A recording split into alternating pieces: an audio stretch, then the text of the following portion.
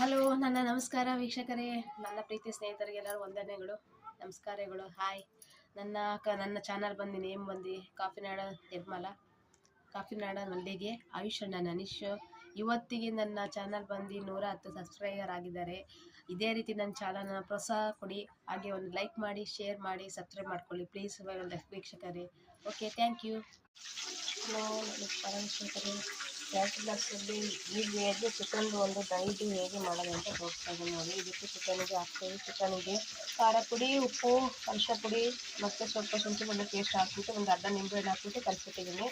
ಅದನ್ನು ಒಂದು ಫ್ರೈ ಮಾಡ್ತಾಯಿದ್ದೀನಿ ನೋಡಿ. ಅದೇ ಹಾಫ್ ಫ್ರೈ ಮಾಡ್ಕೊತಾ ಇದ್ದೀನಿ.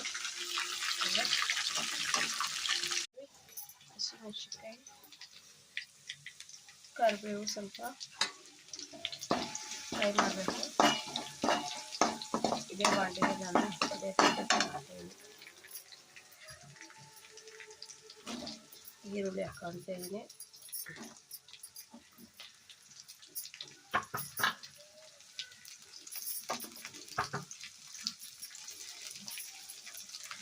ಈರುಳ್ಳಿ ಹಾಕೊಂಡು ಸ್ವಲ್ಪ ಬಾಡಿಸ್ಬೇಕು.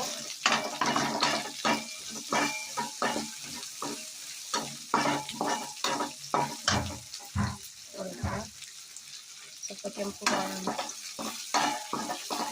ಬೇಕಾದ್ರೆ ಕ್ಯಾಪ್ಸಿಕಮ್ ಹಾಕ್ಕೋಬೋದು, ನಾನು ಆ್ಯಡ್ ಮಾಡಿಲ್ಲ.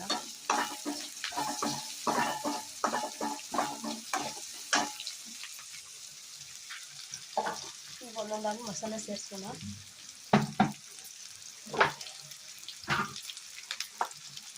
ಸ್ವಲ್ಪ ಈರುಳ್ಳಿ ಫ್ರೈ ಹಾಕಿ ಉಪ್ಪು ಹಾಕ್ತಾಯಿದ್ದೀನಿ.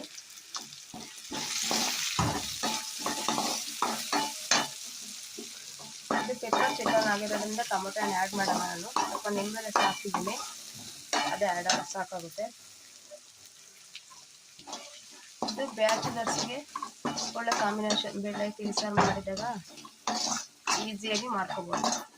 ಒಂದ್ಸಲ ಟ್ರೈ ಮಾಡಿ, ಹೇಗೆ ಬಂತಂತ ಹೇಳಿ ಕಾಮೆಂಟ್ ಸೆಕ್ಷನಲ್ಲಿ.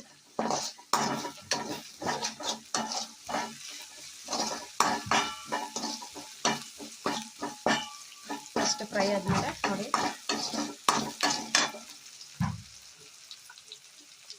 ಸ್ವಲ್ಪ ಚಿಲ್ಲಿ ಪೌಡರ್, ಸ್ವಲ್ಪ ಧನಿಯಾ ಪೌಡರ್, ಸ್ವಲ್ಪ ಅರಿಶಿನ ಪುಡಿ, ಸ್ವಲ್ಪ ಚಿಕನ್ ಮಸಾಲ ಹಾಕ್ತೀನಿ.